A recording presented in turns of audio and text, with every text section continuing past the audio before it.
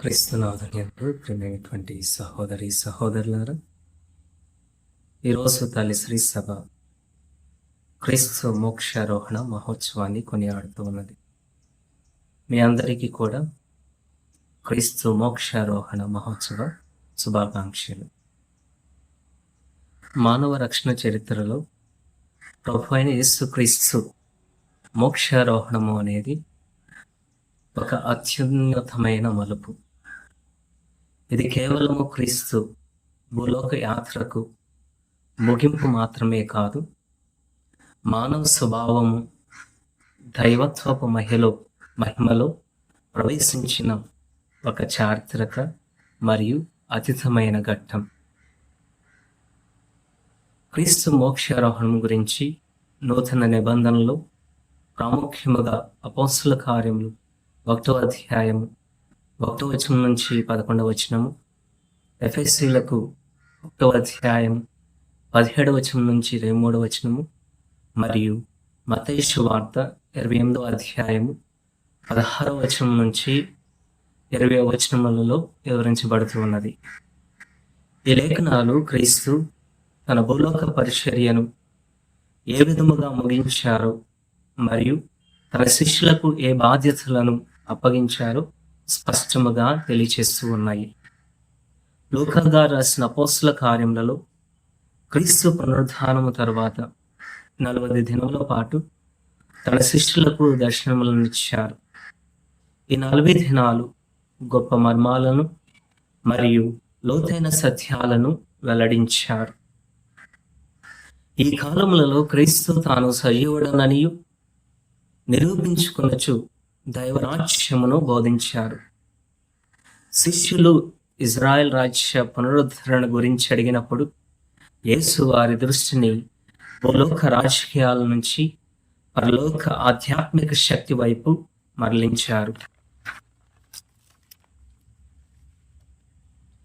పరిశుద్ధాత్మ మీ మీదకి వచ్చినప్పుడు మీరు శక్తిని పొందెదరు, బోధిగంతముల వరకు నాకు సాక్షులై ఎందురు అని ఆయన ప్రకటించారు.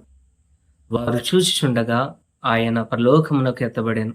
అప్పుడు వారు కన్నులకు కనబడకుండా ఒక మేఘము ఆయనను కొనిపోబడెను.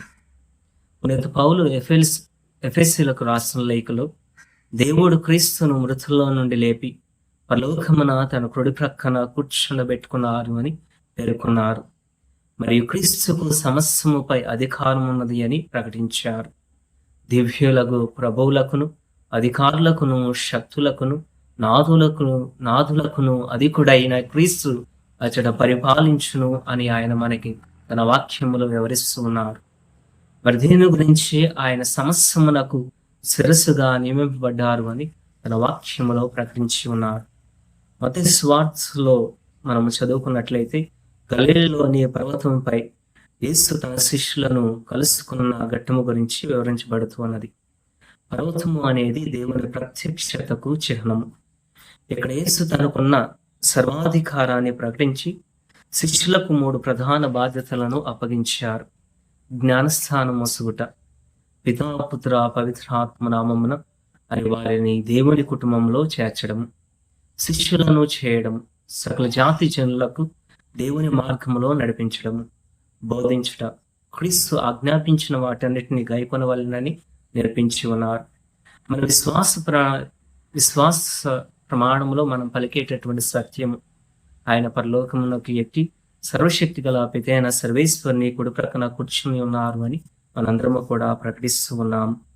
మోక్షారోహణం అంటే కేవలము దేవుడు తన పూర్వస్థితికి వెళ్ళడం మాత్రమే కాదు, క్రీస్తు తాను ధరించిన మానవ శరీరాన్ని మహిమతో నింపి పరలోకానికి తీసుకువెళ్లారు. ఇది ఒక చారిత్రక, ఒక అద్భుతమైన మార్పు.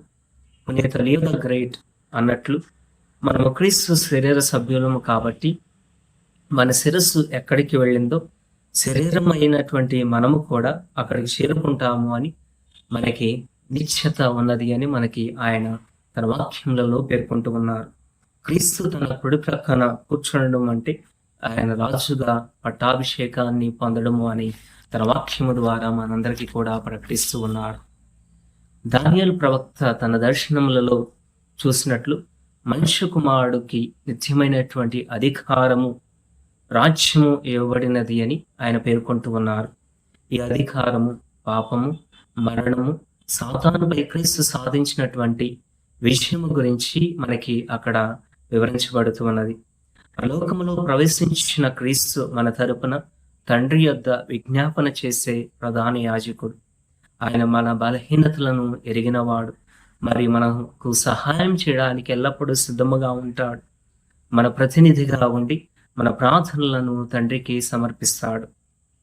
పోప్ బెనడిక్ట్ 16 2008వ సంవత్సరంలో మోక్షారోహణ ప్రసంగములో క్రీస్తు పరలోకానికి వెళ్ళడం అంటే మన నుండి దూరముగా వెళ్ళడం కాదు, కానీ ఆయన మనకంటే ముందుగా తండ్రి వద్దకు వెళ్ళి మన కోసము మార్గాన్ని తెరిచారు. క్రీస్తు పరలోకానికి వెళ్ళడం ద్వారా మన మానవ స్వభావాన్ని దేవుని మహిమతో నింపారు. మనము కూడా ఒకరోజు ఆయనతో పాటు మహిమలో ఉంటాము అని నిరీక్షణ మనకు కలుగుతూ ఉన్నది. అధికారము, శక్తి. క్రీస్తు సమస్త అధికారాన్ని కలిగి ఉన్నాడు కాబట్టి మనము ఏ భయము లేకుండా లోకములో ఆయనకు సాక్షులుగా జీవించవచ్చు. మనము ఒంటరి వారము కాదు. యేసు మనలను అనాథులుగా వదిలిపెట్టడం లేదు. ఆయన పరిశుద్ధాత్మ ద్వారా మనతో ఉన్నారు. నేను ఎల్లప్పుడూ మీతో ఉంటాను అన్న వాగ్దానం మనకి ధైర్యాన్ని ఇస్తుంది. స్వార్థ బాధ్యత. యేసు మనకు అప్పగించినటువంటి పనిని మనం పూర్తి చేయాలి. బాప్తిస్మ పొందిన ప్రతి క్రైస్తవుడు క్రీస్తు ప్రేమను ఇతరులకి పంచాలి. పైనున్న వాటిని వెదకడము. ఈ లోకపు తాత్కాలిక ఆకర్షణలకు లొంగిపోకుండా పరలోక రాజ్య విలువలను వెదకాలి.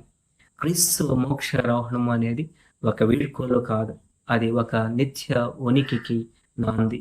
శిష్యులు యేసుక్రీస్తు ప్రభువు ఆరోహణమైన తరువాత ఆనందముతో తిరిగి యెరూషలేమునకు వెళ్ళారు. ఎందుకంటే వారు తన ప్రభువును కోల్పోలేదు. దానికి బదులుగా ఆయన పరిపూర్ణతను వారు చూసి ఉన్నారు. నేడు కూడా అదే ఆనందముతో క్రీస్తు మన తరపున పరలోకములో విజ్ఞాపన చేయుచున్నాడన్నటువంటి ధైర్యముతో లోకమంతటికి మనము క్రీస్తు సాక్షులుగా మనందరము కూడా జీవించాలి. ప్రభు అయిన యేసు పరలోకానికి ఆరోహణమై మనందరికీ కూడా మార్గాన్ని చూపిస్తూ ఉన్నారు. ఈ లోకంలో ఉన్నటువంటి మనందరము కూడా క్రీస్తుకు సాక్షులుగా జీవించడానికి ఆ పరిశుద్ధాత్మ శక్తిని ప్రసాదించమని ఆ దేవుణ్ణి మనమందరము కూడా కోరుకోవాలి. మనందరము కూడా దేవుడు మన కొరకు ఏర్పాటు చేసినటువంటి ఆ పరలోక రాజ్యములు మనందరము కూడా ప్రవేశించేటటువంటి గొప్ప మనస్తత్వమును, హృదయమును, ధైర్యమును మనందరికీ కూడా దయచేయమని ప్రార్థించుకుందాము.